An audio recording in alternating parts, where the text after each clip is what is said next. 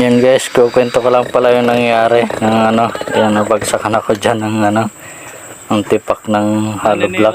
Yan, ng umaga. Tuwan-tuwa kami dyan na excited kasi unang araw ng trabaho.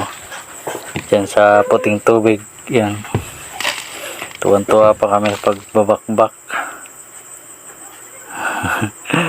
Kasi palibasa first day, first time, first day.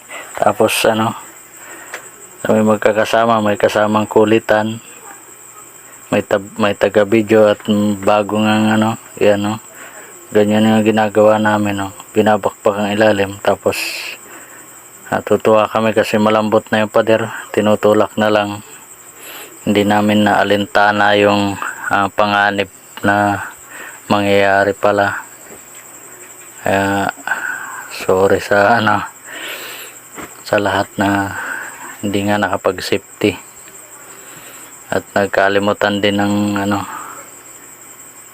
nagkalimutan kami magdala ng hard hat man lang, may mga gamit pero naiwan sa site. Kaya yan, tinutulak na lang namin kasi mahuna na yung pader, kaya madali na lang siyang itulak. Yan, dyan na nga, nagbibiruan pa nga kami ni GM kasi malimit, nagbibiruan kami yan dalawa ng aking panganay na lalaki na yan. Ay yan, di ko alintana, may bitak na pala yung ibabaw. Yung tinulak ko, yan dyan na, hindi ko nakita yung ibabaw. Ayun, bitak na pala yun.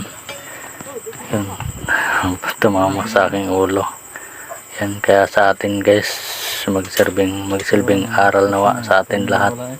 At thank you Lord, at ngayon maayos na ako, na napaalis ko na yung tahi at maayos na din yung aking kalagayan.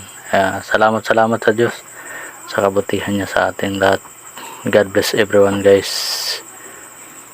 Yan, maayos na ang aking ngayon kalagayan, okay na ako.